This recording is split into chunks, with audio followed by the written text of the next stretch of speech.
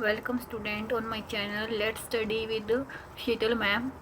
मैंने आपकी 10th class की साइंस का फर्स्ट बैलेंस केमिकल इक्वेशंस के बारे में बात करवा दिया था, लेकिन आज मैं आपको आगे करवाऊंगी types of chemical reactions. Chemical chapter first करवा रहे हैं हम, केमिकल रिएक्शंस एंड इक्वेशंस। ये देखो यहाँ पे आपकी एनसीईआरटी की बुक है केमिकल रिएक्शंस एंड इक्वेशन। मैंने आपको यहाँ तक करवा दिया था, आज मैं आपको करवाऊंगी केमिकल टाइप्स ऑफ, कितने टाइप्स की केमिकल रिएक्शंस होती हैं इसके बारे में हम करेंगे। यहाँ देखिए आगे जो भी करवाएंगे ना इस चैप्टर के बारे में आज मैक्सिमम मैं करवाने की कोशिश करूँगी। Types of chemical reactions we have learned class 9 during chemical reaction atom of one element do not change into those of another element nor do atoms disappear from the mixture or appear from the elixir। मतलब ऐसे बोलना चाहता है आपको कि atoms कभी भी despair नहीं होते, कभी ख़त्म नहीं होते हैं, ना ही कभी बनते। मतलब ऐसा नहीं है कि वो ख़त्म हो जाते हैं, कभी मिक्सचर में मिला दे तो ख़त्म हो जाते हैं, जी नहीं, वो मिलकर कुछ और नया प्रोडक्ट बना देते हैं। Actually chemical reactions involve the breaking and making of the bonds between the atoms. क्या बोलता है केमिकल रिएक्शंस, क्या मतलब केमिकल रिएक्शंस में क्या होता है कि नया बॉन्ड बनना। जैसे कि अगर दो हाइड्रोजन है तो उनके बीच में एक नया बॉन्ड बना, दो हाइड्रोजन और एक ऑक्सीजन, तो H2O क्या बना दिया इन्होंने मिलकर, H2O। तो हमने देखा कि जो हमारा इनके बीच में जो बॉन्ड बना इससे एक नया प्रोडक्ट बनता है। दो अगर रिएक्टेंट बन रहे हैं, दो रिएक्टेंट हैं, वो जुड़कर नया प्रोडक्ट बनाएंगे, उनके बीच में एक नया बॉन्ड फॉर्मेशन होगा, जिसकी वजह से यहाँ पर देखा जाए तो एक नया रिएक्टेंट बन जाएगा, नया प्रोडक्ट बन जाएगा। ने दो रिएक्टेंट मिलकर एक नया प्रोडक्ट बना देते हैं, ये बोलना चाहता है कि बॉन्ड वगैरह बनेंगे एटम्स के बीच में और एक नया प्रोडक्ट बन जाएगा। अभी हमने देखा टाइप्स ऑफ रिएक्शन। सबसे पहली जो रिएक्शन है वो क्या नाम हमारी रिएक्शन का, कॉम्बिनेशन रिएक्शन। कॉम्बिनेशन रिएक्शन में क्या होता है कि दो आइटम्स मिलकर एक नया कोई नया सब्सटेंस बनाए, नया प्रोडक्ट बनाए, उसको कहते हैं केमिकल रिएक्शन। देखो जैसे एग्जांपल दे रखा है, quick slime CaO plus water H2O क्या बनाएंगे, स्लैक लाइम। क्या बनाएंगे, स्लैक लाइम। दो मिलकर एक नया प्रोडक्ट बना रहे हैं, कॉम्बाइन हो रहे हैं दोनों के दोनों, इसलिए इसको क्या कहते हैं, कॉम्बिनेशन रिएक्शन। और एक हीट इसमें प्रोड्यूस होगी, क्या प्रोड्यूस होगी, हीट प्रोड्यूस होगी। Calcium oxide plus reacts with the water to produce the slag lime. देखो दो चीज़ें कंबाइन होकर नया प्रोडक्ट बनाए, उसको कहते हैं कॉम्बिनेशन रिएक्शन। इसके बारे में लिखा हुआ है कि कैल्शियम ऑक्साइड है जो और water combines to form a single product, calcium hydroxide बना दिया। और क्या बोला, such reaction which the single product is formed from two or more reactant is called combination. मतलब ऐसी रिएक्शन जिसमें से दो रिएक्टेंट मिलकर एक नया प्रोडक्ट बनाते हैं, उसको क्या कहते हैं, कॉम्बिनेशन रिएक्शन कहते हैं उसको। आगे देखो, ए solution of slack lime produced by the reactions is used for white washing walls. मतलब वॉल वगैरह जो हमारे घरों में वो वाइट वॉशिंग होती है स्लैक लाइम से ही होती है। Calcium hydroxide react slowly with the carbon dioxide. मतलब जो हमारा ये बोल देखो कैल्शियम हाइड्रोक्साइड, ये कैल्शियम हाइड्रोक्साइड है, reacts with the carbon dioxide, carbon dioxide के साथ रिएक्ट करेगा और क्या बनाएगा, कैल्शियम कार्बोनेट, कैल्शियम कार्बोनेट बनेगा। थिन लेयर, इसकी एक थिन लेयर क्रिएट होती है कैल्शियम कार्बोनेट की, और वॉल्स के ऊपर हम उसको वाइट वॉशिंग करते हैं। Calcium carbonate is formed after 2 or 3 days of white washing and give a shiny finish of to the wall. मतलब वाइट वॉशिंग करने के बाद जो कैल्शियम हाइड्रोक्साइड है ना हमारी वॉल्स पे किया है, उसमें CO2 कार्बन डाइऑक्साइड जो प्रेजेंट होती है एयर में, वो उसके साथ रिएक्ट करेगी और उससे शाइनिंग प्रॉपर्टी आ जाती है, हमारी वॉल्स शाइन करने लग जाती हैं। Now let's see some more examples of the combination reaction. Burning of coal is also a combination reaction. दो चीज़ें मिलकर एक नया बना रहे हैं, नया प्रोडक्ट बना रहे हैं। कार्बन प्लस ऑक्सीजन क्या बना, कार्बन डाइऑक्साइड। और यहाँ पर देखो formation of water from H2 plus में O2। देखो दो हाइड्रोजन और दो ऑक्सीजन, क्या बन गया, H2O। क्या बना, H2O। यहाँ पर आपको दिखा हुआ है, yes. In a simple language we can say that when two or more substance elements combines to form a single product the reaction is called combination reaction. मतलब ऐसे रिएक्शन जब दो रिएक्टेंट मिलकर एक नया प्रोडक्ट बना रहे हैं उसको कहते हैं combination reaction. We also observe that a large amount of heat is evolve. मतलब इसमें हमने देखा है कि हीट भी निकल रही है, हीट इवॉल्व हो रही है, मतलब हीट का निकलना, इसमें हमने जब रिएक्शन हो रही है तो हीट भी इवॉल्व होती है। This make the reaction mixture warm, जिसकी वजह से जो रिएक्शन हो गई वो गर्म हो जाती है, जो रिएक्शन हुई वो वार्म मतलब गर्म हो रही है। Reaction in which heat is released along with the formation of that is called. अगर हीट रिलीज हो रही है, हीट रिलीज हो रही है रिएक्शन के साथ, उसको हम क्या कहते हैं, एक्सोथर्मिक रिएक्शन। क्या कहते हैं हम, एक्सोथर्मिक रिएक्शन। अदर इसके एग्जांपल्स देखो यहाँ पे, other examples of exothermic, exothermic के एग्जांपल्स देखेंगे। एक्सोथर्मिक रिएक्शन कौन सी होती है, जब कोई भी नया फॉर्मेशन हो रहा है प्रोडक्ट का लेकिन साथ में हीट भी निकल रही है, उसको कहते हैं हम exothermic reaction. Now we will see the some more examples of the exothermic reaction. Burning of natural gas, इसने क्या कहा, जो नेचुरल गैस बर्न होती है उसमें भी हीट इवॉल्व होती है। मीथेन प्लस ऑक्सीजन, CH4 क्या है, मीथेन, तो क्या बना, कार्बन डाइऑक्साइड और H2O। ये भी हमारी क्या है, एक हमारी एक्सोथर्मिक रिएक्शन है। Do you know the respiration is exothermic process. ये कह रहा है आपको पता है कि जो हम रेस्पिरेशन करते हैं वो अल्सो एक एक्सोथर्मिक रिएक्शन है, एक्सोथर्मिक प्रोसेस है। जब हम रेस्पिरेशन करते हैं, ऑक्सीजन अंदर लेते हैं, कार्बन डाइऑक्साइड छोड़ते हैं, उसमें भी हमारी जो हीट है वो निकलती है, जिसकी वजह से वो एक एक्सोथर्मिक प्रोसेस है। Okay, we all know that we need energy to stay alive. We get energy from food we eat during digestion. देखो इसमें बोला कि during digestion food is broken into the simpler substances. Food को simple substance में तोड़ देना, convert करना, जैसे कि राइस है, पोटैटो है, ब्रेड कंटेन कार्बोहाइड्रेट, ये सब चीज़ें हैं जो कार्बोहाइड्रेट है, ये broken down into two form glucose. ये सब चीज़ें तोड़कर टूट जाती है हमारी बॉडी में जाकर और ग्लूकोज बनाते हैं। ग्लूकोज से ही हमें एनर्जी मिलता है, एनर्जी मिलती है। Glucose combines with oxygen in the cells of our body provide energy. जो ग्लूकोज बना फूड से, पहले हमने फूड खाया, उससे हमें कार्बोहाइड्रेट मिला, कार्बोहाइड्रेट से हमने क्या किया, ग्लूकोज बनाया, ग्लूकोज बन गया, उसके बाद जो ग्लूकोज है वो ऑक्सीजन के साथ रिएक्ट करेगा और हमें एनर्जी देगा। The special name of this reaction is respiration. इसको हम क्या कहते हैं, रेस्पिरेशन। तो हमने देखा जो रेस्पिरेशन होता है वो एक एक्सोथर्मिक प्रोसेस है। देखो ये नीचे लिखा हुआ, glucose plus oxygen, C6H12O6 plus 6CO2, तो क्या निकल के आया, 6CO2 प्लस में H2O प्लस में एनर्जी। तो ये क्या हुआ, एक हमारा एक्सोथर्मिक प्रोसेस है। क्या है, एक्सो The decomposition of vegetables matter into compost is also an example of exothermic। मतलब एक और एग्जाम्पल बता रहा है ये एक्सोथर्मिक रिएक्शन का आपको, कि जो वेजिटेबल मैटर और एक्स्ट्रा मैटर पड़ा होता है उसको हम अगर कन्वर्ट करते हैं, मतलब वो ख़त्म होने वाला होता है, ख़त्म किया जाता है, जैसे कोई भी मैटर है एक्स्ट्रा पड़ा हुआ है वेजिटेबल्स के, तो उसको अगर हम डिकम्पोज करते हैं, वो डिकम्पोज करते हैं बैक्टीरिया वगैरह, तो वो भी एक हमारी एक्सोथर्मिक रिएक्शन होती है। वो कौन सी रिएक्शन होती है, एक्सोथर्मिक। एक्सोथर्मिक रिएक्शन कौन सी होती है, जिसमें से हीट इवॉल्व होती है, हीट निकलती है, वो होती है exothermic reaction. Identify the type of the reactions taking place in activity 1.1 where.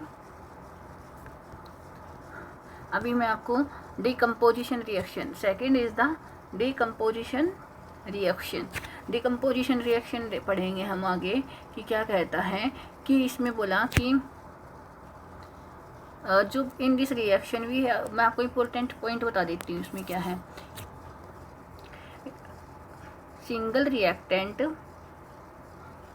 Breaks down into to give simpler product. This is called the decomposition reaction. This is called decomposition reaction. एक single reactant है कोई भी, वो टूट कर 2-3 नए product बना रहा है, उसको कहते हैं डिकम्पोजिशन रिएक्शन। मतलब एक जो रिएक्टेंट एक अकेला वो डिकम्पोज होकर 2-3 प्रोडक्ट बनाएगा, तो उसको कहते हैं डिकम्पोजिशन रिएक्शन। जैसे ferrous sulphate crystal loose water, इसमें देखो लिखा हुआ है sulphate ferrous FeSO4 7H2O loose water when heated and the colour of the crystal change. मतलब जब इसको हीट किया जाएगा तो ये क्या करेगा, ये वाटर को लूज कर देगा, वाटर इसमें से ख़त्म हो जाएगा, मतलब वाटर अलग हो जाएगा और कलर भी चेंज हो जाएगा। आगे देखो क्या बोल रहा है, इट देन डिकम्पोज टू, क्या क्या बनाएगा इससे बनेगा ferric oxide, sulphur dioxide, sulphur trioxide, और इसमें बोला कि फेरिक ऑक्साइड एक सॉलिड होगा, white CO2 and CO2 and SO3 are gases. जो SO2 और SO3 बने हमारे सल्फर डाइऑक्साइड, सल्फर ट्राइऑक्साइड, ये गैसेज बनेंगी, इसमें से निकल के आएगा जो मतलब डिकम्पोज होकर ये 3-4 चीज़ें नहीं 3-4 प्रोडक्ट बनेंगे। इसको कहते हैं हम decomposition reaction. Decomposition of calcium carbonate to calcium oxide and carbon dioxide on heating is an important decomposition reaction used various industries। मतलब ये जो हमने देखा calcium carbonate to calcium oxide, जो ये नीचे दी हुई है आपको कि कैल्शियम कार्बोनेट को हीट करके तोड़ा जाता है और कैल्शियम ऑक्साइड बनता है। क्या बनता है, कैल्शियम ऑक्साइड और कैल्शियम कार्बन डाइऑक्साइड। तो ये सबसे इम्पोर्टेंट डिकम्पोजिशन रिएक्शन है जो कि इंडस्ट्रीज़ में यूज़ की जाती है। लाइमस्टोन को तोड़ दिया जाता है क्विक लाइम में। Calcium oxide is also called quick lime. जो कैल्शियम ऑक्साइड बना हमारा, ये क्या है, quick lime. It has many uses, इसके बहुत सारे यूज है मैन्युफैक्चरिंग सीमेंट बनाने में। While in decomposition reaction is carried out by heating से it is called thermal decomposition. मतलब इसको थर्मल डिकम्पोजिशन क्यों कहा गया है, क्योंकि इसमें हीट का यूज़ हुआ है, इसके लिए इसको हम थर्मल डिकम्पोजिशन रिएक्शन कहेंगे। ये आपको कुछ एक्टिविटी हैं जो आप कर सकते हो अपनी लैब में और देख सकते हो कि कौन सी रिएक्शन कैसे हो रही है। देखो यहाँ पे देखो PbNO2 और ये तो जो तोड़ दिया जाता है डिकम्पोज होकर PbO प्लस में इतने सारे ये प्रोडक्ट बनाएगा, NO2 प्लस में O2। Nitrogen dioxide, oxygen, lead oxide, lead nitrate से डिकम्पोज होकर क्या क्या चीज़ें बनी, 3 चीज़ें बन रही हैं, इसलिए इसको डिकम्पोजिशन, जो डिकम्पोज हो रहा है इसलिए इसको डिकम्पोजिशन रिएक्शन कहते हैं। आगे भी देखो AgAcl टूटकर सनलाइट में अलग अलग हो गया, डिकम्पोज हो गया और दो अलग अलग चीज़ों में फट गया, टूट गया। Ag + Cl2 किसकी वजह से, सनलाइट की वजह से। आगे देखो सिल्वर ब्रोमाइड का एग्जाम्पल दिया हुआ है आपको। सिल्वर ब्रोमाइड क्या बनेगा, अलग अलग हो जाएगा, सिल्वर अलग हो जाएगा, ब्रोमाइड अलग हो जाएगा, इसलिए इसको क्या कहते हैं, decomposition reaction. The above reaction are used in black and white photography में इसका यूज़ किया जाता है। What form of energy is causing this, इन्होंने बोला कि कौन सी एनर्जी है जो इनको डिकम्पोज करने में हेल्प करती है। हमने बताया था heat energy is use to decompose any reactant. We have seen that decomposition reaction require energy either in the form of heat। हमने देखा कि एनर्जी चाहिए इनको तोड़ने के लिए, चाहे तो वो लाइट की फॉर्म हो, लाइट में, हीट में, इलेक्ट्रिसिटी में।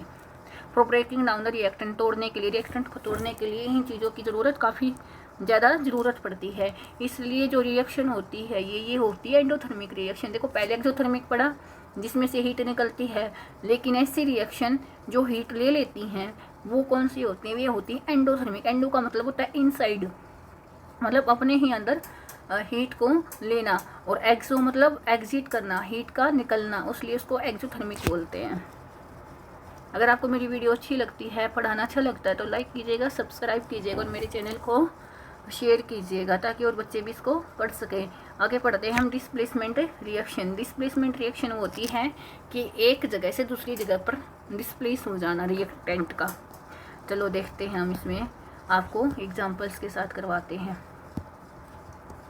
वाई डज द आयरन, अब इसमें बताया देखो आयरन प्लस में CuSO4 क्या हुआ, FeSO4 बना और Cu बना। आपने नोटिस किया कि जो Fe था हमारा आयरन था वो SO4 के साथ जाकर आयरन सल्फेट बना दिया और Cu को बाहर निकाल दिया। तो ये क्या किया, Fe ने Cu को डिस्प्लेस कर दिया और FeSO4 ये बन गया और Cu निकल गया बाहर। In this reaction iron has displaced, मतलब आयरन ने डिस्प्लेस किया और रिमूव कर दिया अनदर एलिमेंट को, यानी कि दूसरे एलिमेंट था जो Cu कॉपर था हमारा, उसको फ्रॉम कॉपर सल्फेट से। इसलिए इसको क्या कहते हैं, डिस्प्लेसमेंट रिएक्शन। एक आइटम दूसरे आइटम को डिस्प्लेस कर दिया, रिमूव कर दिया, इसलिए इसको क्या कहते हैं, डिस्प्लेसमेंट रिएक्शन। कुछ और एग्जाम्पल्स भी हैं जैसे कि Zn प्लस में CuSO4 क्या देता है, ZnSO4 प्लस मीन Cu। क्या किया, Zn ने किसको डिस्प्लेस किया, कॉपर को। Pb प्लस Cu से Cl2 कॉपर को फिर से डिस्प्लेस किया किसने, लेड ने। देखो अगले वाली रिएक्शन भी, zinc and lead are more reactive element. Zinc और लेड है मोर रिएक्टेंट एलिमेंट है, तभी तो कॉपर को हटा रहे हैं। मतलब कॉपर को हटाने में उनकी रिएक्टेंट पावर ज़्यादा होनी चाहिए। जिसकी ज़्यादा रिएक्टेंट पावर होगी वही तो कॉपर को हटा पाएगा। तो जिंक और लेड है वे दोनों मोर रिएक्टेंट पावर है इनके पास, इसलिए वो कॉपर को वहाँ से रिमूव कर पा रहे हैं। They displace copper from its compound, इसलिए वो डिस्प्लेस कर पा रहे हैं। आगे वाली रिएक्शन है हमारी डबल डिस्प्लेसमेंट रिएक्शन। क्या नाम है, डबल डिस्प्लेसमेंट रिएक्शन। इसमें क्या होगा, दोनों आपस में चेंज हो जाएंगे, इंटरचेंज हो जाएंगे। देखो यहाँ पे सोडियम सल्फेट और BaCl2, देखो BaCl2 क्या हुआ, Ba ने Na को रिप्लेस किया, Na ने Ba को किया। यहाँ पर देखो सोडियम सल्फेट और बेरियम क्लोराइड था, बेरियम सल्फेट बन जाएगा, ये देखो, और सोडियम क्लोराइड बन जाएगा। यस, यहाँ पर क्या हुआ, दोनों ने एक दूसरे को रिप्लेस कर दिया। अभी हम ऐसे यहाँ पे पढ़ते हैं कि such reaction in which there is an exchange of ions between the reactant are called double, मतलब आपस में एक्सचेंज होना न जगह है, एक्सचेंज हो रहा है, वो उसको आपस में जो एलिमेंट्स हैं वो एक्सचेंज कर रहे हैं अपनी पोजीशन को, इसलिए उसको डबल डिस्प्लेसमेंट रिएक्शन कहा जाएगा। We move to oxidation and reduction reaction. Oxidation और रिडक्शन रिएक्शंस क्या होती हैं उसके बारे में हम पढ़ेंगे। The surface of copper powder become coated with, इसमें क्या पढ़ा हमने, ऑक्सीडेशन और रिडक्शन रिएक्शन के बारे में पढ़ेंगे। This is oxygen is added to copper and, देखो यहाँ पर क्या हुआ, कॉपर है ऑक्सीजन के साथ रिएक्ट करके कॉपर ऑक्साइड बना रहा है, कॉपर ऑक्साइड बना रहा है। ऐसा क्यों हो रहा है, क्योंकि उसके ऑक्सीडेशन हो रहा है, उसका क्या हो रहा है, ऑक्सीडेशन। आगे पढ़ेंगे, if hydrogen gas is passed to over the heated material the black coating on the surface of the reverse reaction takes place and copper is obtained. मतलब अगर ऑक्सीजन यहाँ पर इसमें हमने CuO जो हमने कॉपर ऑक्साइड में अगर हमने हाइड्रोजन गैस पास कर दी तो हमें वापस से कॉपर मिल जाएगा और H2O निकल जाएगा बाहर। तो ये देखो, if a substance gain oxygen during a reaction, अगर कोई सब्सटेंस है वो ऑक्सीजन को गेन कर रहा है during the reaction, it is said to be oxidise. मतलब जो पहले वाली रिएक्शन थी Cu प्लस में O2, ये वाली देखो मैं आपको करवा रही हूँ। ये देखो, जब हमारी कोई भी रिएक्टेंट है अगर वो ऑक्सीजन उसके पास आ रहा है, गेन कर रहा है, तो वो कौन सी वो क्या कहलाया जाएगा, ऑक्सीडाइज्ड कहलाएगा। जैसे Cu प्लस में O2, यहाँ पर हमने देखा इसमें Cu में कॉपर में ऑक्सीजन ऐड हो रहा है, इस वजह से इसको क्या कहेंगे, ऑक्सीडाइज्ड।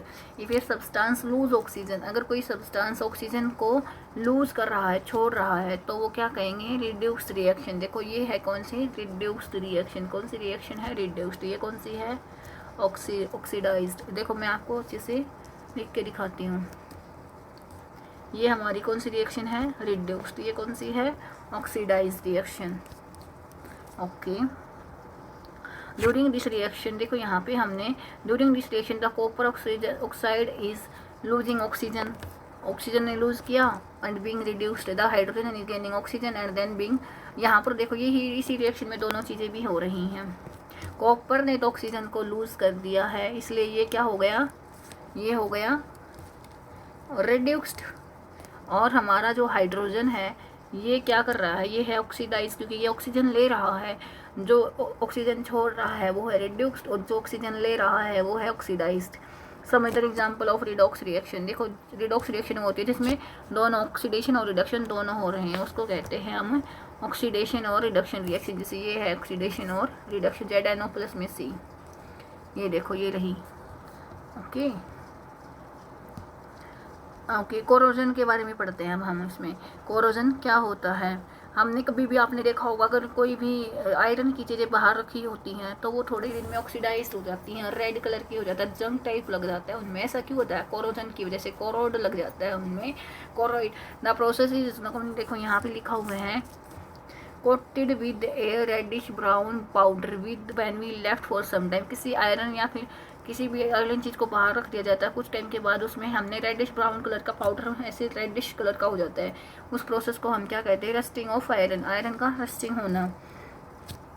और सब अंदर मतलब also get trained in this manner. कुछ और सारे मेटल्स हैं जो ऐसा जिनके साथ ऐसा होता है, जैसे colour of the coating formed on copper and silver के साथ भी ऐसा ही होता है। Metal attract by the substance around in such as moisture और एसिड, मतलब हम उसके जो चारों तरफ है, मेटल के चारों तरफ जो ऐसे मॉइस्चर्स होते हैं, एसिड होता है, मॉइस्चर होता है, वो उसके साथ रिएक्शन कर जाते हैं मेटल के साथ और उसको रस्ट कर देते हैं। Rusting of iron, rusting of metal कहते हैं। It is said to corrode, क्या कहते हैं उसको, corrode, and this process called, जो ये प्रोसेस है इसको क्या कहेंगे, कोरोजन, क्या कहेंगे, corrosion. The black coating on silver, silver के ऊपर कैसे कलर की कोट हो जाती है, ब्लैक। और हमारे green coating on copper, copper के ऊपर ग्रीन कलर की। ऐसे ही देखो अलग अलग कलर की कोटिंग आ रही है। आयरन में आई थी रेड कलर की, सिल्वर में आई है ब्लैक, और हमारे कॉपर के ऊपर आएगी ग्रीन कलर की। ये सारे कोरोजन के ही एग्जाम्पल हैं। कोरोजन कॉज का मतलब डैमेज करती है। कोरोजन क्या करता है, डैमेज करता है बहुत सारी चीज़ों को, जैसे कोई कार मतलब हुई, कोई बाहर ब्रिजेस बनाए हुए हैं, वो सब हमारे जो मेटल उनको ख़राब कर देता है काफ़ी टाइम तक। इसलिए उसको थोड़ा सा उसकी प्रॉब्लम को सोल्व करने के लिए हम पेंट वगैरह करवा देते हैं। जो भी हमारे आयरन की चीज़ें पेंट वगैरह करवा के उसको थोड़ा सा मनी इतना लगता है हमारे उस पर, तो उसको स्पेंड करने के लिए, उसको सेफ रखने के लिए हम उसको पर पेंट वगैरह करवा देते हैं ताकि कोरोजन ना हो, उसको कोरोड मतलब कोई भी ऐसी चीज़ अटैक ना कर पाए। रेंसिडिटी क्या होती है, when fats and oil are oxidise, fats और ऑयल्स बाहर रखे जाते हैं और वो ऑक्सीडाइज हो जाए, ख़राब हो जाए, they become rancid and they smell and taste change, जिनकी वजह से उसका स्मेल और उनका टेस्ट चेंज हो जाता है। Usually substance which prevent oxidation are added to food become fats and, ऐसे कुछ सब्सटेंस हम उनमें ऐड करेंगे जिसकी वजह से जो हमारा जो खाना वो ख़राब हो रहा है ना, फैट और ऑयल, तो वो ठीक रहे। एंटीऑक्सीडेंट उनको क्या कहते हैं हम, एंटीऑक्सीडेंट, ऑक्सीडेशन ना हो, ऑक्सीडेशन ना हो इसलिए उसमें क्या ऐड करते हैं, एंटीऑक्सीडेंट। क्या ऐड करते हैं, antioxidant. Keeping food in air tight container, बहुत ज़्यादा एयर टाइट कंटेनर हो उसमें हम उसको रखेंगे, उस जिसकी वजह से ऑक्सीडेशन कम होगा। और usually flush bag of chips which gas, nitrogen gas में, आपने कभी चिप्स खाए होते हैं, आप चिप्स के पैकेट देख रहे हो फुले हुए होते हैं, उनमें कौन सी गैस होती है, नाइट्रोजन गैस। कौन सी गैस होती है, नाइट्रोजन, जिसके जो क्योंकि वो उसमें उसको ऑक्सीडेशन नहीं होने देती, प्रीवेंट करती ताकि ऑक्सीडेशन ना हो। ठीक है, अब ये वाला आपका चैप्टर ख़त्म हो गया है। मैं इसकी एक्सरसाइज करवा दूँगी आपको कल, जब इसकी नेक्स्ट वीडियो बनेगी। तब तक आप मेरी ये वीडियो देखिएगा, लाइक कीजिएगा, सब्सक्राइब कीजिएगा और मुझे ज़रूर बताइएगा कि मैं इसका अगले वाला जो NCERT के क्वेश्चन आंसर है करवाऊँ या नहीं करवाऊँ, तो कमेंट में बताइएगा। लाइक मेरे चैनल को सब्सक्राइब कीजिएगा, शेयर कीजिएगा। Thank you and have a nice